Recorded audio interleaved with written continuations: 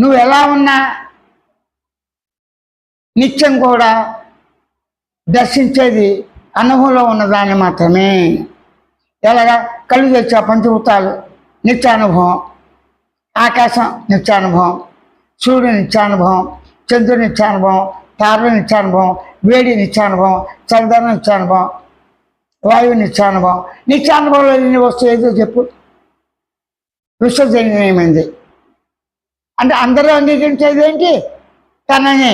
అందరూ అంగీకరించేది తాను గుర్తించి గమనించి తెలుసుకున్న వాటన్నిటినీ కూడా అందరూ కూడా అంగీకరిస్తారు, అంగీకరించి తీరాల్సిందే. అప్పుడు ఒక సిద్ధాంతాన్ని కానీ, ఓ ధర్మాన్ని కానీ, ఓ పద్ధతి కానీ తను అనుభవం పొందింది ఒకే విధానాన్ని తనకు అనుకూలంగా మార్చుకుని శాస్త్రాలను కూడా వాటిలో ఉన్నటువంటి నానార్థాలతో కూడా పదాలను తనకు అనుకూలంగా మార్చుకుని సిద్ధాంతాల పద్ధతులు ఏర్పరచాలి. అది వ్యక్తిగత సిద్ధాంతాలు అంటారు. ఆ వ్యక్తిగత సిద్ధాంతాలు తన అనుకూలంగా తన ఇష్ట ప్రకారం తీర్చిదిద్దినవి కాబట్టి ఎంత మహత్తమైనవి కూడా అందరూ యాక్సెప్ట్ చేయరు, అందరూ ఒప్పుకోరు. అందరూ ఒప్పుకునేది ప్రత్యక్ష అనుభవాన్ని. దేహం ప్రత్యక్ష అనుభవం. స్త్రీ కావచ్చు, పురుషుడు కావచ్చు, నపురుషుడు కావచ్చు.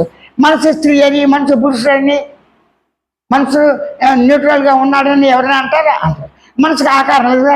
ఆకారం ఉన్నది దేహం, రంగులతో ఉన్నది దేహం, ఎత్తు లావు సగం ఉన్నది ఇది దేహం. అంటే దేహాన్ని గుర్తించడానికి గుణాలు, ధర్మాలు, ఎత్తు లావు సగం, కలర్స్, పైన కింద వంగటం, దేహం, పుట్టుమచ్చలు ఇవన్నీ కావాలి నిన్ను గుర్తించడానికి. అంటే నేను తెలివిగా ఉన్నాను. తెలివికి ఏ మచ్చలు ఉన్నాయి? తెలివికి ఏ లక్షణం ఉంది? తెలుసే లక్షణం. ఇంకే లక్షణం ఉంది? గుర్తించే లక్షణం. ఇంకే లక్షణం ఉంది? గమనించే లక్షణం. ఇంకే లక్షణం ఉంది?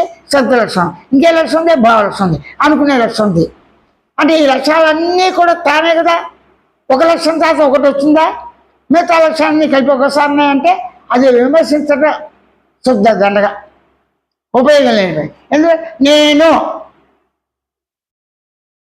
ఆ శబ్దం రాగానే ఆటోమేటిక్గా అలాగా శబ్దం నేను అని వదిలేసేయండి, అదే రిపీట్ అవుతుందండి. నేను నేను నేను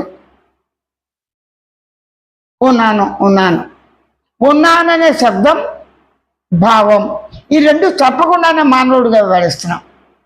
ఎందుకు? పుట్టుతోనే మానవుడిగా సహజంగా నిత్యకృత్య వ్యవహారాలు చేసుకుంటూ నిన్నటి ఆలోచనలు ఇవాళ ఆలోచన చేసి ఏం చేయాలి, రేపు ఏం చేయాలని న్యాచురల్గా ప్రవర్తిస్తాం.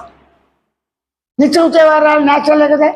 శుభ్రంగా స్నానం చేయటం, అంటే పళ్ళు తవ్వుకోవటం, మలమూత్రాలు వెళ్ళిపోవటం, కూర్చోవటం, కాఫీ వేసి తీసుకోవటం, కొంచెం అస్తిత్వం ఉన్నవాడు ఏంటి దైవారాధన, లేదంటే ప్రకృతి ఆరాధన, లేకపోతే సముద్రం దగ్గర ఒడ్డున కూర్చుని సూర్యుని చూడటం, చంద్రుడిని వెన్నెల్లో చూడటం, మేఘాలను చూసుకోవటం, ఆ యొక్క అందచందాలతో కవిత్వాన్ని చేసుకోవటం, ఏదో విధంగా వాడు వృత్తిగా తీసుకుంటున్నాడు కదా. వర్ణన చేసుకుంటే కవులు అయిపోతే అది వృత్తిగా ఒక మార్గమేగా. చిత్రలేఖనం ఒక మార్గమే కదా. ఇవన్నీ చిత్రలేఖనం భోజనం పెట్టదుగా. చిత్రలేఖనం చూస్తే వాడు వైద్యుడు కాదుగా. కానీ ప్రధానంగా మనకేం ఉండాలి?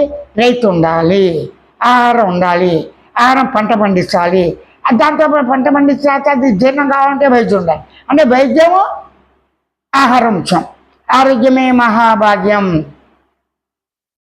ఆశీర్వదించేప్పుడు ఆయురారోగ్య ఆయురారోగ్య అంటావు. అంటే ఇవి లేకపోతే జీవనమే లేదుగా. ఇవి ఉంటే మళ్ళీ చావకుండా ఉంటాడా? కుదరదు. అంటే చావుకి ఎప్పుడైనా రావచ్చు. చావును వాయిదా వేసి కొంచెం ఎక్కువగానే బతకచ్చు, రాకుండా చేయలేదుగా. చావు అంటే ఏంటి? మరణం. మరణం అంటే ఏంటి? బూడిద అయిపోవడం. బూడిద అంటే ఏంటి? మట్లో పుట్టి మట్లో పెరిగి మట్లో లయించడం. ఇవన్నీ నీకు తెలుసు కదా, నిత్యానుభవాలు కదా. ఈ బూడిద ఎలా అవుతుంది? భస్మం ఎలా అవుతుంది? తగలబడి అవుతుందా? చీక అవుతుందా? కుక్క చచ్చిపోయిన వదిలేస్తే ఎలా బూడిద అవుతుంది? మనిషి చచ్చిపోయిన తర్వాత వదిలేస్తే బూడిద అవుతాయంటే చీకి ఆ వాతావరణంలో క్రమక్రమంగా మట్లో అయిపోతాడు. వృక్షాలు మట్లో అయిపోతాయి. మట్లో పుట్టి మట్లో పెరిగి మట్లో నివసిస్తాం. కానీ అనురూపంతోనే మనమే ఉన్నాము.